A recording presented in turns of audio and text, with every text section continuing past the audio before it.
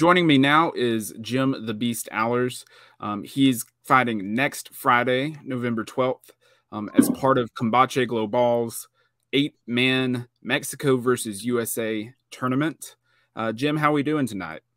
Man, I'm good. Very good. How about Glad to hear yourself? it. Yeah, I see you were mentioning, and I think everybody can see, you're mopping the floors of your gym right now. Yeah, man. So, Definitely.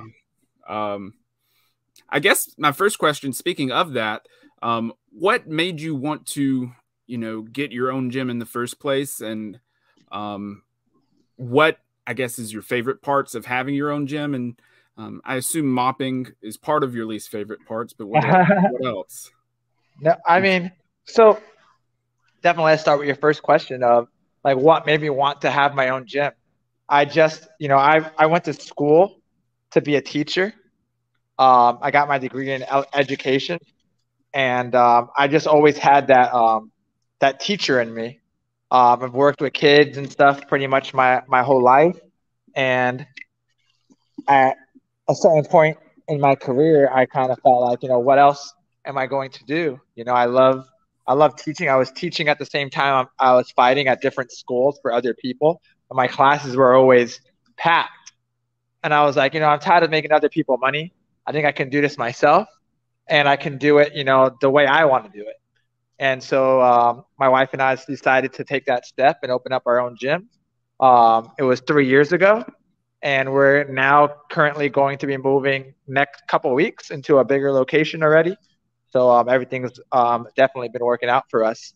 I would say um, my favorite thing about owning a gym is just what I can give back to so many people. I think martial arts in general, like Jiu Jitsu, kickboxing, MMA, has given me so much in my life that I have so much to give back, and I love seeing my students learning and appreciate what they're learning, their hunger for knowledge.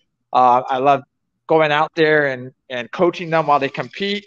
When they win, I win. When they lose, I lose. So it gives me all those highs and lows of fighting. I think sometimes I'm even more nervous and stuff when they're fighting than when I'm fighting. So just love it. And actually mopping, it's a pretty laid back thing at the end of the night, that I can just wind down and just kind of think about the day and re-humble myself and remember that, hey, man, this is where I started, and this is what I'm still doing. That's fair. That makes sense. I assume, since you were a teacher, that the kids are really who you enjoy coaching the most. Would you agree? Man, so kids definitely keep me young, is what I tell people. I'm always having to think about and figure out new ways for them to understand. Especially like jujitsu, it's very like um, mental game as well as a physical thing. So they have to understand a lot of that as well. And I think with the kids, I'm always constantly learning. They're making me laugh, always a good time. I have a lot of patience with them. So I understand if they can't get something right away. I'm like, all right, you're a kid. I get it. Adults, I love teaching adults too, but sometimes with adults, when they're not getting something, I'm like, come on, man, you're an adult. You should be able to figure this out. But love it all though, man. Definitely kids and adults. And obviously, you're a fighter as well. You're, like I mentioned, competing in the Combate Global tournament next Friday. And if I remember correctly, when I looked at the announcement last Friday, you're going to be facing Samuel Alvarez in the first round. I guess my first question is, what are your thoughts on him as an opponent? Yeah, we'll start with that and how you see the fight going. Right. So I'm not even really sure who I'm facing in the first round. I think they've changed things around a lot of times, especially since then. So I'm not sure who I'm facing. So that's still going to be a surprise for me. It's like a week from now. So it's been interesting to train. I just trained for everything and anything because, like I said, we haven't really been told who we're fighting. There's been some rumors here and there, but nothing's official. It's been changed a couple times on us. This is actually my first time actually announcing it to the public that I'm actually competing in this tournament. You know, I haven't told anybody really. So congratulations on getting the news. There you go. Um, Breaking news. yeah. So yeah, I've just been training for it all. You know, I think with my experience in bare knuckle and a lot of my recent activity in the jiu-jitsu scene, I've been competing in super fights and stuff nonstop. And then of course, you know, my just experience in MMA. You know, I have 19 professional fights, fought all around the world, and in the biggest organization. I think that's going to take me a long way against whoever they put in front of me. That's right. And if I remember correctly, you've not fought in MMA specifically since 2018. Is that correct? What was that? Sorry. I said, if I remember correctly, you've not fought in MMA since 2018, but you've still been active with like bare knuckle and jujitsu, like you mentioned. Exactly. So in 2018, you know, I had a fight. I had just come back from knee surgery, and it was actually my second knee surgery. I got knee surgery. I come back. I had one fight ready to make that comeback, you know, and I got a win by TKO, ready to make that comeback. Tear my ACL meniscus on my other leg. Had to get surgery again. So basically, like 2 years out for the most part. One fight in 2 years. I felt like, you know, maybe I'm done. I took another fight. Maybe I definitely wasn't ready for it after the other knee surgery, and just not only was my body and my mind just wasn't there as well, and ended up losing by submission. First time I was ever even put in a submission in 19 professional fights, and so I was like, man, you know, maybe I'm done. Especially if my head's not there. So I decided to retire and open up the gym. Bare knuckle kind of just like lit a fire into fighting again. I just got this offer, and it was hard to turn down the offer. And just the thought of fighting bare knuckle kind of intrigued me, something new. And you know, I did amazing in bare knuckle, and just felt like, man, I missed this. I missed this fighting atmosphere and life. And so now I've been fighting and competing as well as running the gym. Right. And speaking of bare knuckle, you made it all the way to a title fight with Luis Palomino. Palomino has a fight. He's defending his belt against Dat Nguyen, who is moving up 2 weight classes. I don't know if you still follow bare knuckle at all, but if you do, give me your thoughts on that fight. Yeah, I think that's a crazy fight. I can't believe they couldn't find anybody else to fight Luis Palomino, really. And they are having Dat move up 2 weight classes to fight him. I mean, Dat's really good and everything, but Palomino just, you know, wrecks people, man. The power that he has in his hand, his accuracy. I think his style is perfect for bare knuckle. And even though that's a great fighter and a great boxer, I don't think he's gonna last in there with Luis. All right. And then moving on, like you mentioned, competed in some jiu-jitsu events as well. Obviously, that's a little bit more of your bread and butter. But most recently, you competed in combat jiu-jitsu, which, for those that don't know, it's basically jiu-jitsu, Eddie Bravo rules with open hand slaps on the ground. Give me your thoughts on, you know, how that's evolving as a sport, the sport of combat jiu-jitsu, and how it felt to, you know, get sort of a mix of MMA, grappling, and classic jiu-jitsu. Man, I think that combat jiu-jitsu is going to bring a lot of like straight jiu-jitsu guys who kind of want to make that step over to MMA, you know, but are kind of afraid to start trying it.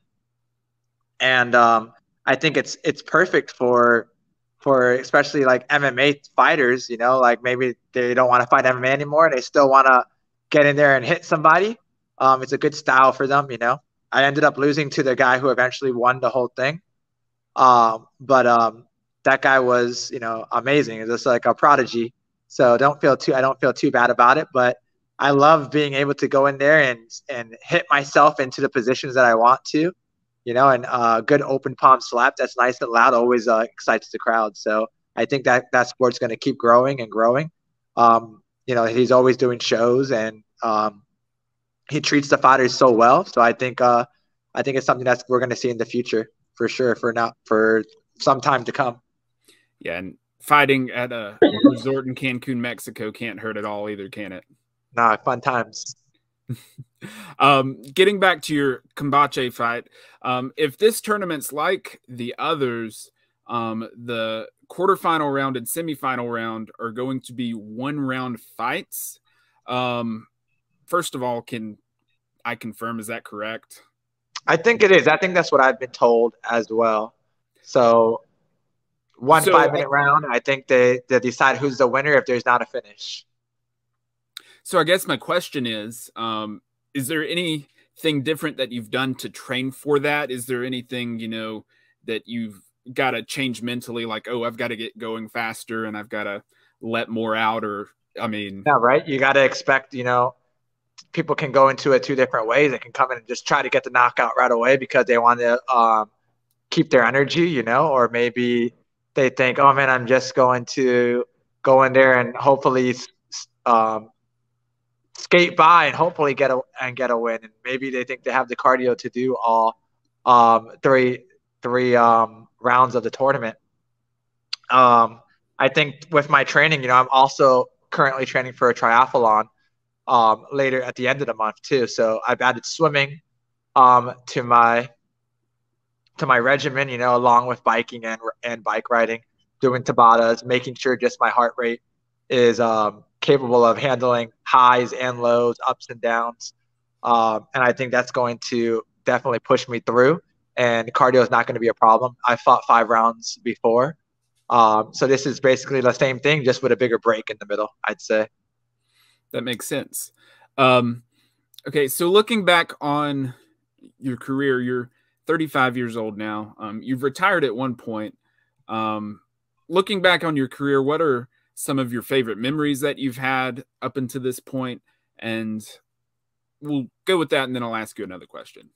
Yeah, so I definitely would say MMA-wise, winning the Cage Warriors title, that was a great accomplishment for me. My first fight ever was with Cage Warriors USA, and then getting to travel around the world with them. And I fought with Cage Warriors 7 times. I went 7-0 with them, and won the Cage Warriors title, defended it 2 times.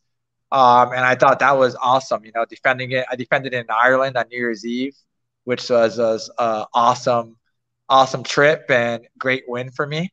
So that was definitely one of them. Of course, making it to the UFC, having my first fight in Abu Dhabi, getting to travel over there and fight for those fans.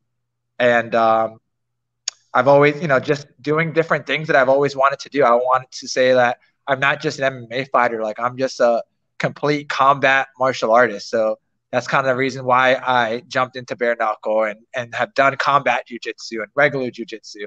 And I think now after this, when I win this tournament, a one-night tournament, that's going to be probably one of the things that are up there with my greatest accomplishments. It's a one-night tournament's very old school, and that sort of, like you said, is a full combat martial artist. That winning a one-night tournament would sort of, complete that. Going back to Cage Warriors, you mentioned that you were the Cage Warriors champion. If my research is correct, you and one Conor McGregor were supposed to cross paths at least twice while y'all were in Cage Warriors. Is there any part of you that looks back and wishes that you had fought him back then and sort of derailed his hype train just a little bit longer, or what? Man, I think I've been asked this, man, so many times by everyone. They look up, they dig up some stuff, they see that, oh man, they were gonna fight. And at first, I mean, he was the same Conor McGregor that he is now, that he was back then, before he was rich and famous and everything. So we would have some heated exchanges on social media back and forth. And, he'd say some crazy things, about my family and this and that. And so that fight was definitely a fight that a lot of his fans and my fans wanted to see. And, I definitely, in the beginning of his career, I was like, oh man, they're feeding him nobodies at the beginning and easy fights, but he definitely proved himself, and he was a great fighter. But I don't think I like to go back and resent anything that's happened. He was injured, I was injured, so it is what it is. I'm happy that he's made such a great living with his fight career. That's fair. That's fair, and you have too. Owning your own gym and fighting all over the world and fighting in multiple different sports and all of that. So obviously you're coming into this fight with a heavy heart. Your father passed away due to COVID back in September. I guess, first of all, tell me how you're processing all of that and how you're feeling at this point. Yeah, so man, that definitely was hard. COVID just kind of changed everybody's lives in one way or another. I think at one point, definitely COVID was like something like a myth. Everyone was like, "Oh, I've heard somebody that had COVID," and then eventually, somebody who has COVID, and then it's a family member or so it snuck up on all of us. And my dad was my biggest fan, man. He would look up my opponents and look up all their fights and try to give me tips on what I can do to beat them.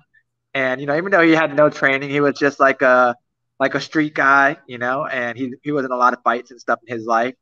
And I think it really made him proud of me being a fighter and being successful in that sense. Those were really like the only times I ever heard him really say he was proud of me, when I would win fights and come home with belts and those kind of things. So this is going to be hard being my first time fighting, without coming home and talking to him about it.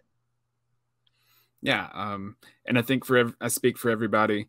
When I say sorry for your loss, I know that losing a family member, especially a parent, is difficult to deal with. So we're thinking about you, and I pray that you continue to process everything and,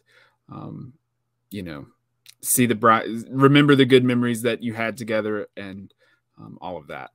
Yeah, definitely. Thank you. Before I let you go, are there any sponsors or anybody that you want to shout out? If you're in Pembroke Pines, Florida, be sure to check out Alers Martial Arts. But I'll let you sort of give shout outs to, your sponsors. And oh, definitely. Thank you. I got a few sponsors. My water sponsor right here is Hydrolife. Alkaline water. They hook it up for the gym and through my daily training. They deliver all over. So definitely hit them up if you're in the area. My supplement sponsor, Health D1, always hooking it up, keeping me healthy. Like, I'm 35 years old. I've been doing this now since I was 18 years old, and still here competing with the best in the world. So need to stay fit and put the right stuff in my body. So Health D1 always helps me out with that. Fusion CBD, always in pain and after hard training sessions and sore, they help me out so that I can recover fast and just get right back to it. Who else do I have? It's always hard to be on the spot with my sponsors. Let me think. That's it. I want to thank Jason Ellis with his Relentless management company. They got me into this promotion, and he's been helping me out. And I just want to give him a thanks. And other than that, just thank God for the opportunities that I've been given and that my body's still able to hold up and fight with a lot of these guys younger than me and give them a good fight and just get to do what I love for a living. So that's pretty much it. Yeah. All right. And how can fans follow you on social media? So I'm really active on Instagram. So if you follow Fight Gym, FIGHTJIM, then you can just, follow what I'm doing throughout my life. I post about my family, the gym. I put, I've been really, really big into putting reels on and stuff right now. So definitely check that out. All right, Jim Alers, thanks for coming by. Enjoy the rest of your night and good luck in your fight next week. Thank you. Appreciate that.